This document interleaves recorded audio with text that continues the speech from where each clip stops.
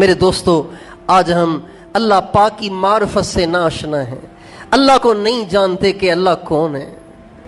حدیث شریف میں آتا ہے جب بارش برستی تھی تو ہمارے نبی اپنا گریبان کھول کے اپنے سینے کو ننگا کرتے تھے اور آسمان کے نیچے یوں کھڑے ہو جاتے تھے، اور آسمان کے جو سیدھے بارش کے قطرے آ رہے ہوتے تھے اس کو اپنے سینے پہ لیتے تھے اور کہتے تھے یہ قطرے سیدھے میرے اللہ کی طرف سے آ رہے ہیں۔ یہ قطرے سیدھے کہاں سے آ رہے ہیں؟ کس کی طرف سے آ رہے ہیں؟ اللہ کی طرف سے آ رہے ہیں۔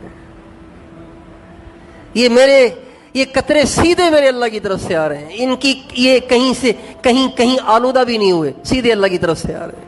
ایک بدو ہمارے نبی کے سامنے نماز پڑھ رہا تھا، اس نے نماز پڑھی 2 رکعت، پھر اس نے دعا مانگی، یا من لا تراہ العیون ولا تخالطہ الظنون ولا یصفہ الواصفون ولا یخشی الدوائر، لمبی دعا ہے۔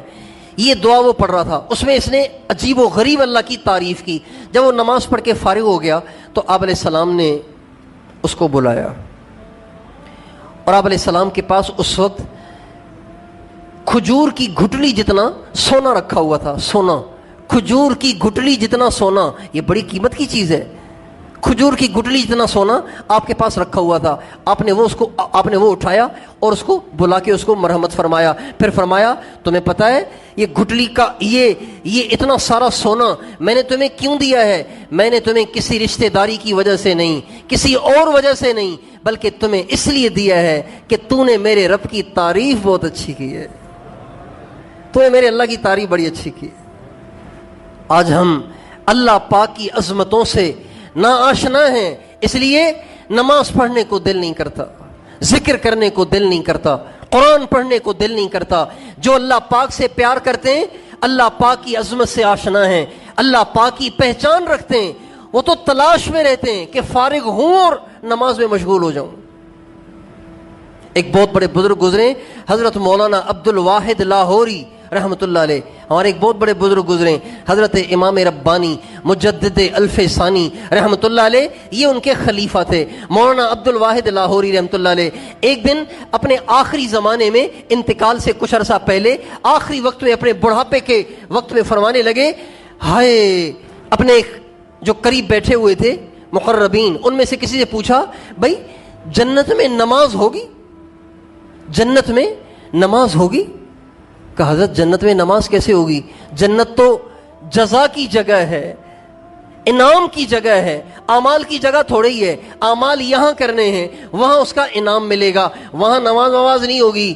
تو رونے لگے اور کہنے لگے، ہائے، جب جنت میں نماز نہیں ہوگی تو جنت میں مزہ کیسے آئے گا؟ ایک اور بہت بڑے بزرگ گزرے، حضرت ثابت بنانی رحمۃ اللہ علیہ۔ ثابت بنانی رحمۃ اللہ علیہ، ان کا انتقال ہوا، ان کی تجہیز و تکفین کی گئی، ان کو دفنایا گیا۔ تو دفنانے والوں میں کوئی شخص تھے، تو انہوں نے اپنے ان سر کی آنکھوں سے دیکھا کہ حضرت ثابت بنانی قبر میں کھڑے ہو کے نماز پڑھ رہے ہیں۔ تو فوراً مٹی لگا دی اور فوراً کے گھر پہنچے اور گھر والوں سے آ کے پوچھا کہ ثابت بنانی کا ایسا کون سا عمل تھا کہ وہ قبر میں بھی نماز پڑھ رہے ہیں؟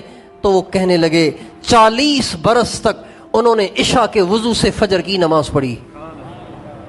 40 برس عشاء کے وضو سے فجر کی نماز پڑھی، ساری رات عبادت کرتے تھے۔ لیکن یہ کمال نہیں تھا، ساری رات عبادت کرنا کمال نہیں تھا۔ ساری رات عبادت کر کے جب صبح کا وقت ہوتا، فجر کی نماز کا ٹائم ہوتا اور قبولیت کا وقت ہوتا، مزدوری، ساری رات مزدوری کرتے، اللہ کی مزدوری کرتے۔ اب جب مزدوری لینے کا وقت آتا تو اللہ سے دعا کرتے، اللہ میری اور کوئی خواہش نہیں ہے، بس میری خواہش یہ ہے کہ اگر قبر میں بھی کسی کو نماز پڑھنے کا موقع مل سکتا ہو تو اللہ مجھے قبر میں بھی نماز پڑھنے کا موقع عطا فرما۔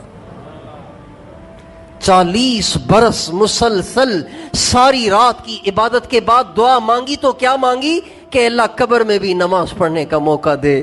میرے دوستو، کتنے بھائی ہیں ہمارے، کتنی بہنیں ہماری، کتنے نوجوان اور بوڑھے ہیں ہمارے جو بیچارے جمعہ بھی نہیں پڑھتے، فجر نہیں پڑھتے، ظہر نہیں پڑھتے، عصر نہیں پڑھتے، مغرب نہیں پڑھتے، عشاء نہیں پڑھتے۔ یہ لوگ مرنے کے بعد کتنا پچھتائیں گے۔ اور کیوں نہیں پڑھتے؟ اس لیے کہ جانتے ہی نہیں ہیں کہ نماز حکم کس ذات کا ہے.